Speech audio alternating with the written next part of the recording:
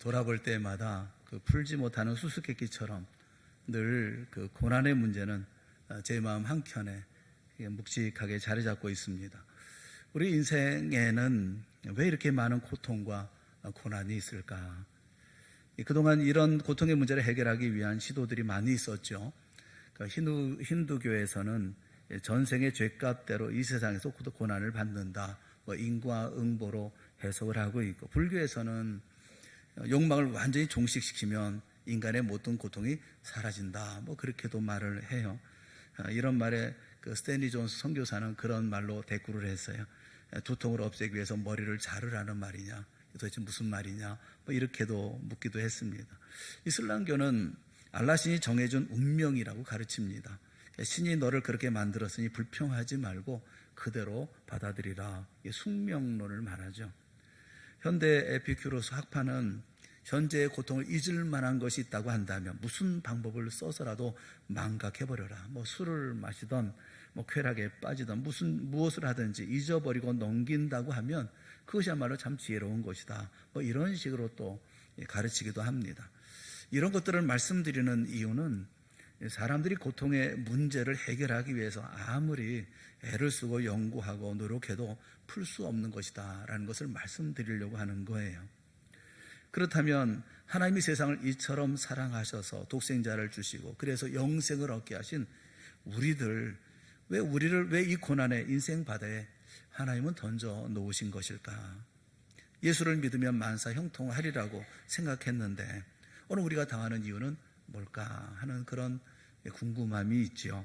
그리고 알 수 없음이 있지요. 살다 보면 어려운 일을 참 많이도 당합니다. 어떤 경우에는 예수 믿는 사람도 파산합니다. 또 사업이 실패할 때도 있고요. 예수 믿는 가정이라고 해서 사랑하는 이가 세상 떠나지 않는 것도 아닙니다. 어떤 때는 급작스럽게 떠나는 이도 있고, 아침에 멀쩡했던 사람이 불행한 일을 당했다는 소식을 들을 때도 우리에게 있으니까요. 하나님의 자녀인 이 성도의 고난과 고통, 그 왜 있는 것일까요? 오늘 본문에 있는 말씀을 보면 선지자들을 본으로 삼으라 그렇게 말씀합니다. 어떤 본으로 삼으라고 말씀하십니까? 고난과 오래 참음의 본을 삼으라 그렇게 말씀을 해요. 선지자도 다 그런 고난을 받았다. 그리고 그 고난 가운데 오래 참았다. 그걸 본받으라 이렇게 말씀을 합니다. 이 말씀이 그러면 참고 견디라는 말이냐? 그런 말은 아니에요. 그 다음 절에 있는 말씀을 보니까 그래요. 그 다음 절에 보면 욥의 인내를 보라 그렇게 말씀하시거든요. 욥이 어떤 고난 속에서 인내를 합니까? 욥에게는 7 아들과 3 딸이 있었죠. 양은 7,000마리, 낙타가 3,000마리, 소가 500결이, 암나이가 500마리, 종도 많았던 사람이었습니다. 그런데 하루아침에 스밧 사람이 나타나서 모든 소와 나귀를 다 빼앗아가 버리고 또 하늘에서 불이 떨어져서 모든 양들을 모조리 불살라버리고 말았습니다. 갈대아 사람들이 나타나서 모든 낙타를 약탈해가고 또 그런가 하면 큰 바람이 불어서 집이 무너지면서 욥의 7 아들 3 딸이 모두 거기에 압사당하고 맙니다. 그것으로 고난이 멈춘 것입니까? 그렇지 않습니다. 게다가 자신의 몸은 발바닥에서 정수리까지 종기가 나서 질그릇 조각으로 온몸을 벅벅 긁어야 했다. 그런 고난이었다라고 성경은 말씀하고 있어요. 왜 하나님은 욥에게 그와 같은 무지막지한 고난을 주었을까요? 욥은 대답을 합니다. 욥기서 23장 10절 말씀해 보면 그러나 내가 가는 길을 그가 아시나니 그가 나를 단련하신 후에는 내가 순금같이 되어 나오리라. 그렇게 대답을 하고 있어요.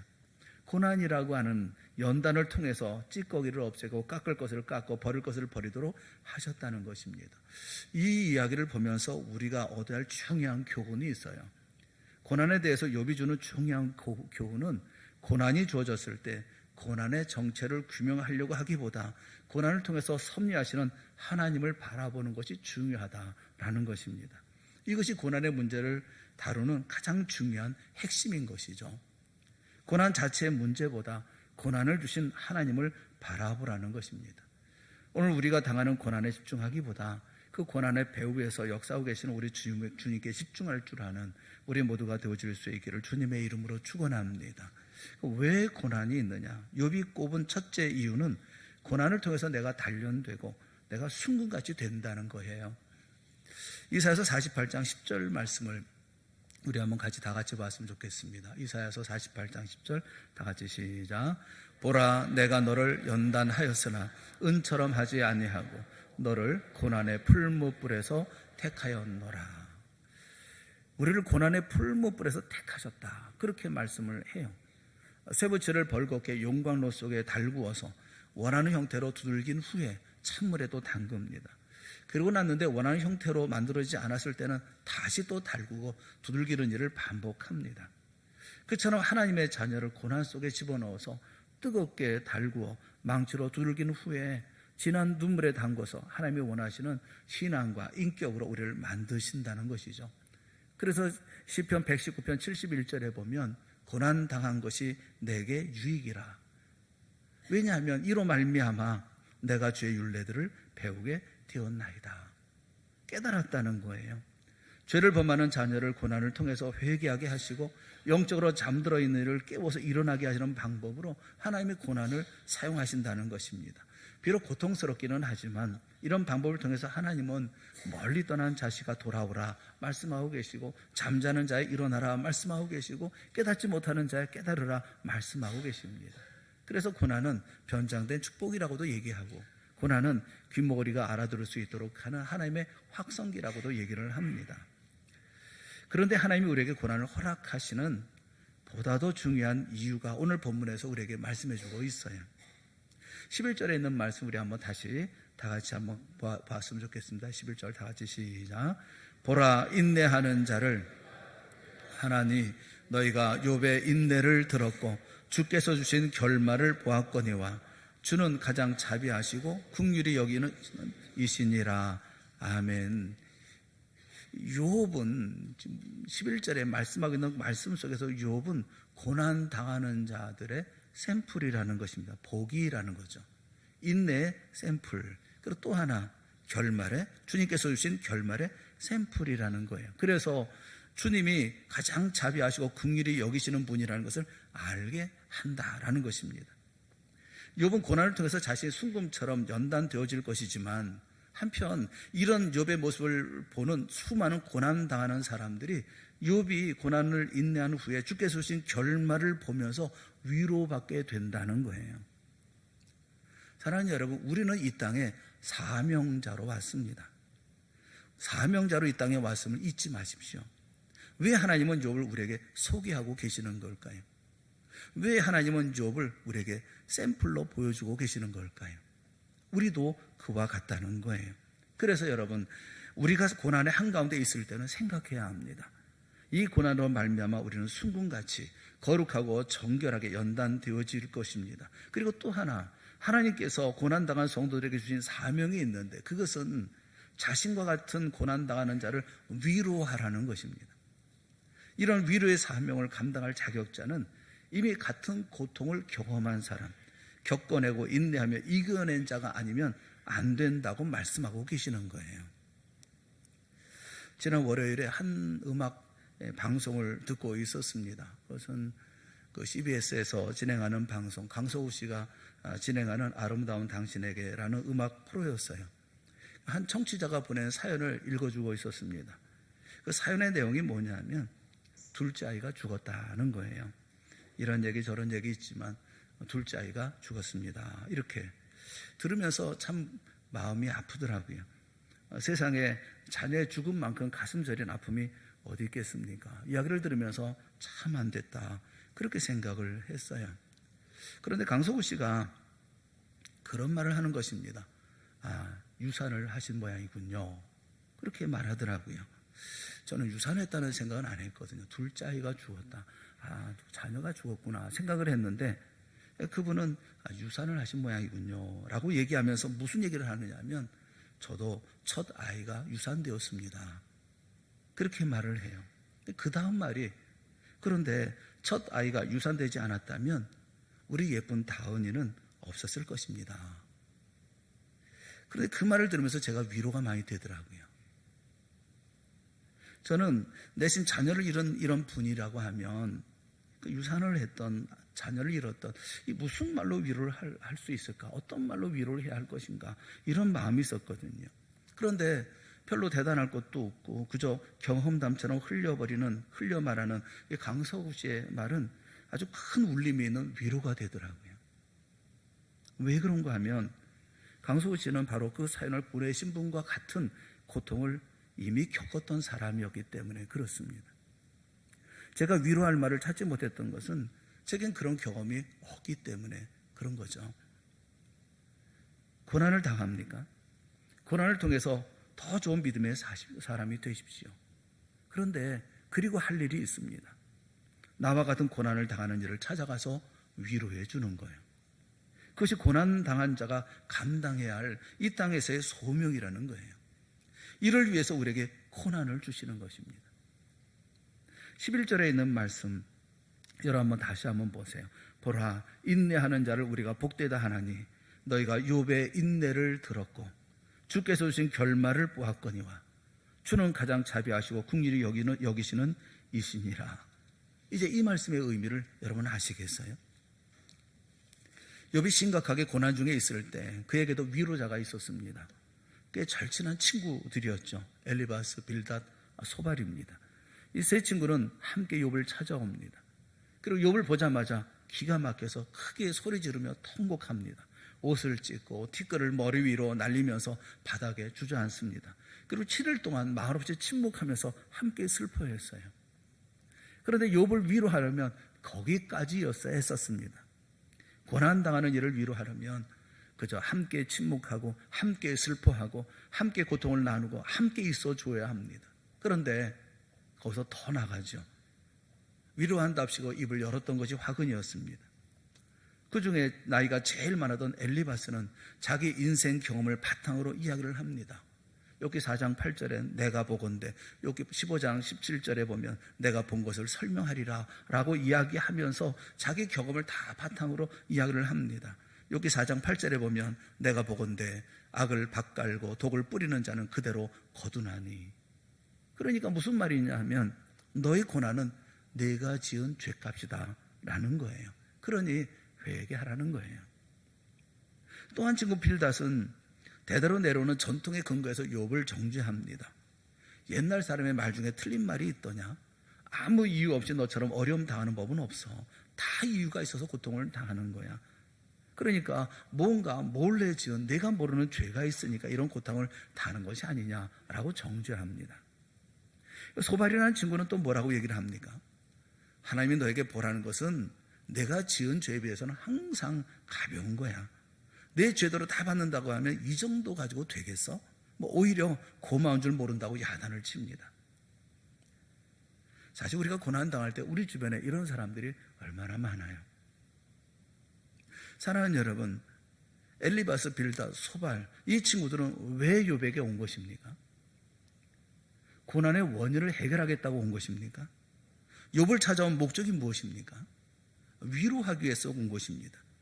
욥기서 2장 11절에 있는 말씀을 보세요. 욥기 2장 11절에 있는 말씀을 다 같이 한번 읽어봅시다. 시작.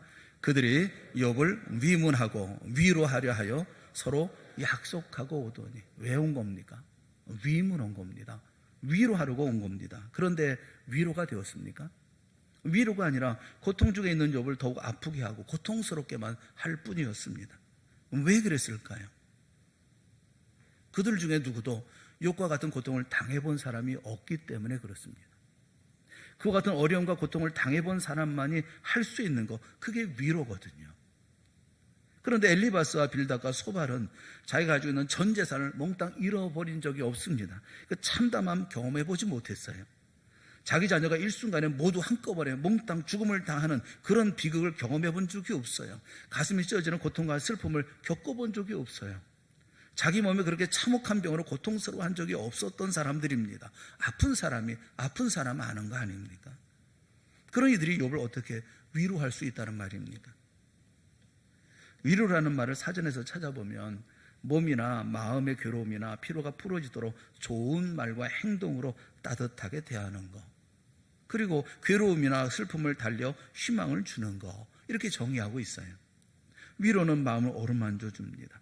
그의 모든 스트레스, 그 마음의 아픔, 이 모든 것을 풀어주는 거예요. 차가운 마음 따뜻하게 녹여주는 것입니다. 소망을 갖게 하고 희망을 갖게 하는 겁니다. 그것이 위로입니다. 왜 하나님이 우리에게 고통과 고난과 역경을 주실까요? 우선은 우리를 순금 같은 믿음의 사람으로 만드시기 위해서입니다. 그러나 또 하나 중요한 것이 있어요. 그것은 바로 우리를 세상의 위로자로 삼으시기 위해서 그렇습니다. 고난을 겪어내신 여러분요, 또는 지금 현재 고난 중에 있는 여러분요, 우리 모두 세상의 위로자, 나와 같은 어려움과 고통을 당하는 이들의 위로자가 다 되시기를 주님의 이름으로 축원합니다. 서로 격려하고 서로 위로하는 사람들이 되어줘야 합니다. 우리에게 까닭 없이 고난이 찾아올 때는 사명을 생각하는 우리가 되어줘야 합니다. 고난의 원인을 밝히는 것도 중요합니다. 그러나 지금 고난 가운데 있는 사람, 고난 중에서 이 모든 어려움을 다하고 있는 사람에게는 정말 중요한 것은 견디는 것이 중요합니다. 이를 통해서 내가 순금이 되고 고난 이후에 내게 주신 소명을 이루는 것, 고난 속에서 생각해야 할 우리에게 주어져 있는 문제예요. 사랑하는 여러분, 좋은 위로자는 함께 울어줍니다. 슬픔은 당한 자와 함께 옷을 찢습니다. 티끌을 날리고 땅바닥에 주저앉아 그의 곁을 떠나지 않습니다. 위로자는 고통당하는 사람의 처지와 비슷한 자리에 자기 자신을 언제나 두려고 애를 쓰는 거예요. 고급스러운 옷을 입고 와서 누더기를 걸친 사람을 위로할 수가 있나요? 싱글벙글 웃으면서 슬프게 울고 있는 사람을 위로할 수가 있습니까? 그럴 수 없어요. 그와 같은 마음으로 함께 있어줘야 그나마 위로가 되어지는 겁니다. 그런데 여러분, 정말 마음 깊은 위로를 줄 수 있는 사람은 어떤 사람이냐 하면 그와 같은 고난과 고통을 겪어본 사람이 그를 진정 위로할 수가 있어요. 그런 사람이 터치해주는, 손으로 만져주는, 또 안아주는 그 안아줌, 또는 몇 마디의 말, 그 말들이 큰 위로가 되어지는 거예요. 말없이 다가와서 끌어안고, 그리고 그의 말로 내가 알아, 당신의 마음은 내가 알아 할 때 위로가 되는 거예요. 그런 이가 정말 위로자인 것입니다. 재산을 다 잃어버린 사람을 누가 위로할 수가 있습니까? 모든 병에 다 잃어버린 사람을 누가 위로할 수가 있습니까? 깊이 병든 사람을 누가 위로할 수가 있습니까? 살아가는 자녀는 몽땅 잃은 그 부모를 누가 위로할 수가 있습니까? 바로 욥이 위로할 수가 있죠. 다 경험해보고 다 겪어봤기 때문에 그는 위로할 수가 있습니다. 내가 당신의 마음을 압니다. 당신의 마음이 얼마나 처참한지 나도 압니다. 그 한마디가 얼마나 많이 위로가 됩니까? 고난당하는 이들에게 욥은 뭐라고 위로를 할까? 두 가지, 위로의 말이 두 가지 오늘 본문에 보면서 그러리라고 생각을 해요. 첫째는 아마도 그렇게 말할 거예요. 주님이 함께 하십니다. 11절에 보면 주는 자비하시고 긍휼히 여기시는 이시니라 라고 말씀을 해요. 욥이 고난을 당할 때 주님은 처음부터 그와 함께 하셨다는 것을 욥은 나중에 합니다. 모든 재산을 잃었을 때에도 주님이 거기 계셨고, 모든 자식을 잃어서 창자가 끊어지는 고통 가운데 있을 때도 주님은 거기 계셨어요. 친구들과 논쟁하고 있는 그 자리에도 주님께서는 그 모든 말들을 다 들으셨어요. 온몸이 만신창이가 되어서 고통당할 때도 주님은 거기 계셨습니다. 그리고 모든 고난이 끝난 후에 갑절에 축복을 받는 그 자리에도 주님은 거기 계셨어요. 그래서 고난당하는 사람에게 욥은 이렇게 말할 거예요. 주님이 당신과 함께 하십니다. 고난의 시작부터 지금 앞으로 모든 미래까지 주님은 함께 하실 것입니다. 신명기 11장 12절에 내 하나님 여호와의 눈이 항상 그 위에 있느니라. 욥은 고난당하는 자를 향해서 위로합니다. 거기 주님이 계십니다. 당신의 고난의 현장에 주님이 함께 계십니다. 주님은 언제나 고난당하는 자들과 함께 계셨습니다. 다니엘이 사자굴에 들어갔을 때 그와 함께 하셨습니다. 다니엘의 친구 사드락메사 아벤느고가 7배나 뜨겁게 한 풀불 속에 던져졌을 때에도 신의 아들 같은 이들이 이가 그와 함께 그들과 함께 있었다라고 성경은 말씀하고 있어요. 스데반이 복음을 증거하다가 죽음을 앞두게 되었을 때 천사가 그의 눈을 열어서 하나님의 아름다운 하늘나라의 영광과 또 주님께서 예수 그리스도께서 그 우편에 서 계신 것을 보게 했습니다. 주님은 언제나 고난당하는 사람과 함께 계십니다. 사랑하는 여러분, 내가 고난 가운데 있다 하더라도 나 혼자 고난받는 게 아니라 주님께서 나와 함께 계심을 꼭 믿으시기를 주님의 이름으로 축원합니다. 얼마 전에 사고가 있었죠. 우리 변희훈 성도님 사고가 있었어요. 6층 공사 현장에서 추락을 했습니다. 바닥으로 땅으로 추락했어요. 자, 그런 여러분은 무엇을 상상하시겠어요?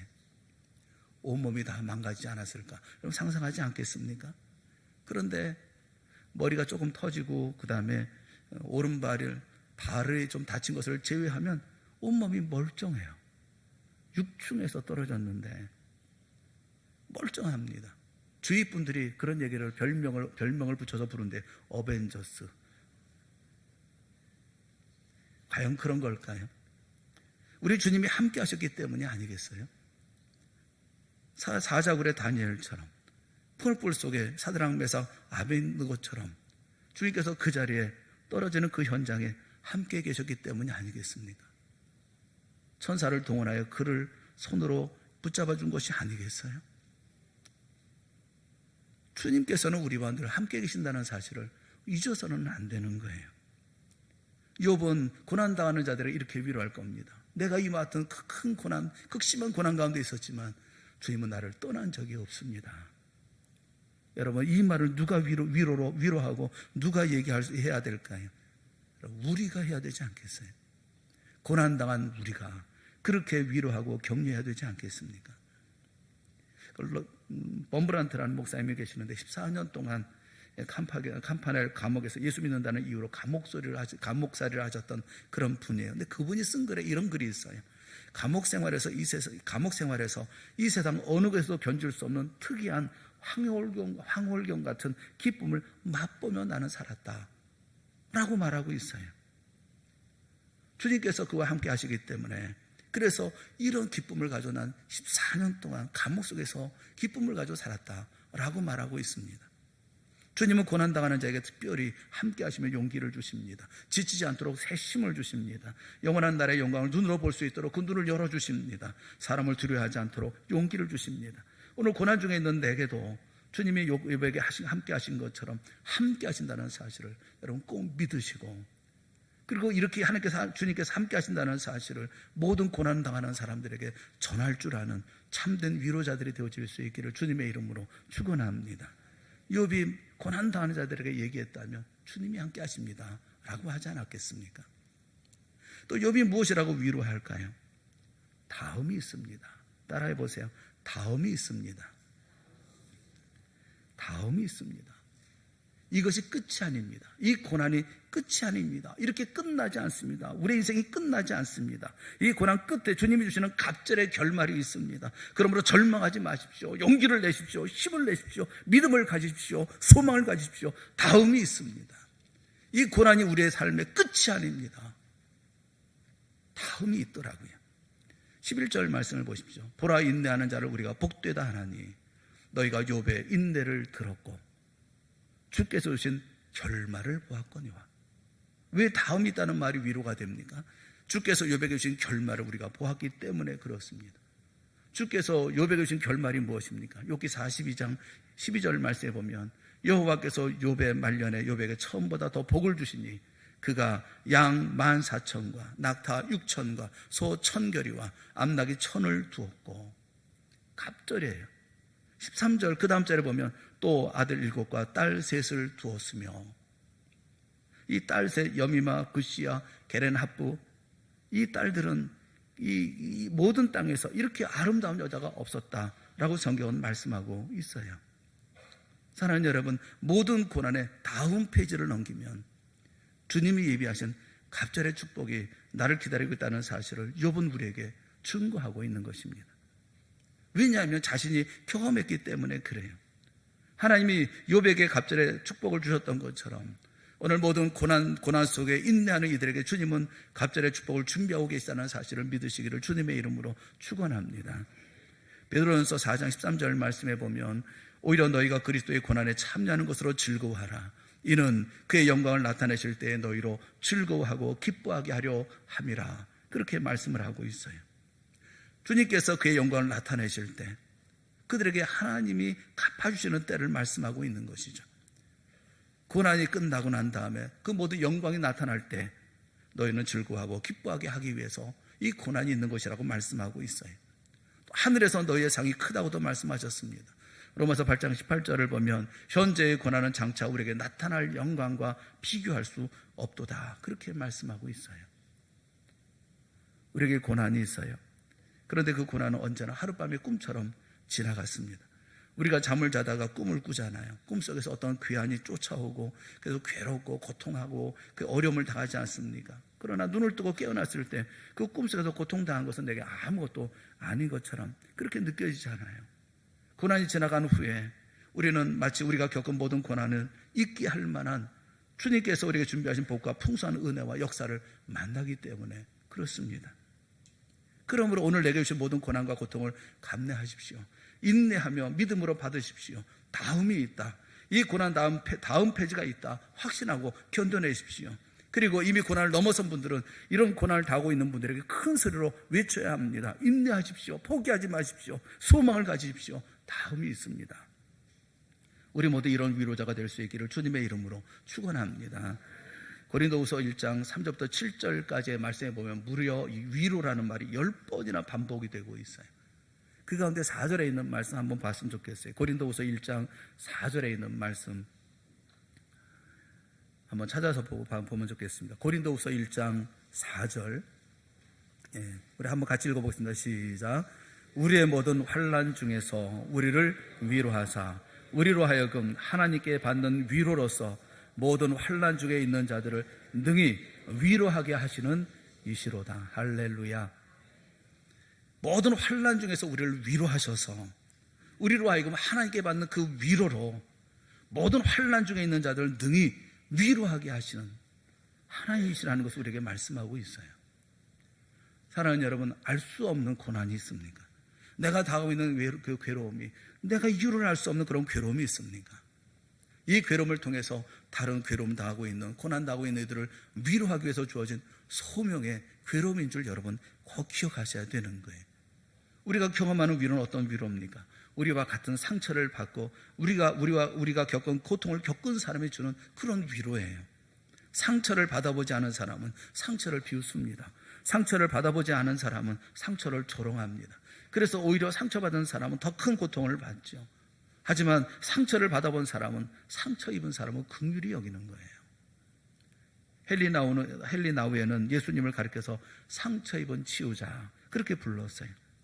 예수님은 자신의 상처를 치유 능력의 원천으로 삼으셨습니다. 상처가 상처를 치유할 수 있는 거예요.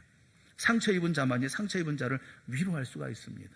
예수님의 고난의 십자가에서 흘러나온 피가 우리의 상처, 우리의 모든 죄악을 다 치유하고 또 해결해 주지 않았습니까?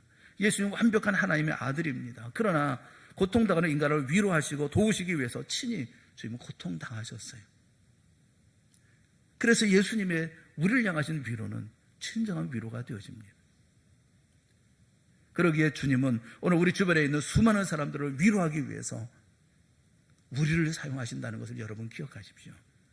우리에게 먼저 고난을 통해서 위로할 수 있는 자격자로 세워주시고 그들에게 예수님 대신 우리를 보내서 주님처럼 그들을 위로하게 하신다고 하는 것을 우리는 기억해야 합니다. 고난의 원인을 찾아서 해결하는 거 물론 중요한 일입니다. 그리고 그 고난을 통해서 내가 새로워지고 변화되어지는 거 물론 중요한 것입니다. 그러나 그 고난을 고난을 지나고 난 후에 숨겨두거나 감춰두거나 그리고 그 모든 것을 꽁꽁 싸매는 것이 아니라 그걸 드러내서 나와 같은 고난을 당하고 있는 사람을 찾아가는 것, 그들을 위로할 수 있는 것, 그게 우리에게 주어져 있는 고난 후에 우리의 사명이라는 것입니다. 우리는 이 땅에 위로자로 보냄을 받은 것이 사람들입니다. 위로하는 사람들이 바로 우리라는 것을 잊지 마십시오. 사랑이 부족한 자에게 사랑을 나누어주고 우는 자들과 함께 울고 실패한 자의 손을 붙잡아 일으켜 세워주고 아파하는 자들과 함께 아파하고 여러분 이런 일들 때문에 우리에게 이와 같은 고난을 주신 것은 아니겠습니까? 그래서 이 세상에 위로자로 우리를 세워주신 것이 아니겠습니까? 내게 주어져 있는 어려움과 고난들 다 한탄만 하지 마시고 답답해만 하지 마시고 믿음으로 감내하고 잘 이겨나가십시오. 그리고 그런 경험을 바탕으로 위로하는 사람들이 되십시오. 어렵고 힘든 이들을 찾아가서 위로하고 격려하고, 내가 힘들고 어렵게 살았으면 그런 이들을 찾아가서 내가 그 가운데 어떻게 하나님께서 나에게 힘이 주셨고 위로가 되어 주셨고 그리고 내게 어떤 결말을 주셨는가를 여러분 알려주십시오. 그렇게 예수 그리스도를 전하고 사랑을 전하고 생명을 전하고 삶의 방식을 전하는 우리 모두가 되어질 수 있기를 바랍니다. 우리는 세상의 위로자입니다. 위로자로서 언제나 주님께서 하셨던 그 모든 일을 감당해 나가며 이 땅의 삶을 살아가는 저희 여러분 모두가 다 되어질 수 있기를 주님의 이름으로 축원합니다. 기도하겠습니다. 사랑의 하나님 아버지, 우리가 누구인가를 잊지 않게 하여 주시옵소서. 우리는 이 땅에 보냄받은 하나님의 자녀라는 것 결코 잊지 않게 하여 주시옵시고 우리에게 주어진 사명을 이루어 나가는 저희가 되게 하여 주시옵소서. 그 사명 가운데 소중한 하나가 바로 이 세상 모든 사람들을 위로하는 자의 자리에 우리가 있어야 되는 것이 아닙니까? 내게 주어진 모든 고난조차도 그들을 위로하기 위해서 주어진 것이라는 것을 우리가 잊지 않게 하여 주시옵시고 우리 동산교회 살아가는 모든 성도들이 이 모든 어려운 일들을 잘 극복하고 이겨나가 그래서 마침내 욥이 누렸던 갑절의 축복을 누릴 뿐만 아니라 이 모든 것을 많은 사람들에게 나누고 베풀고 보여주고 이 세상의 진정한 위로자들이 되어질 수 있도록 하나님 은혜 베풀어 주시옵소서. 예수님의 이름으로 간절히 기도드리옵나이다. 아멘.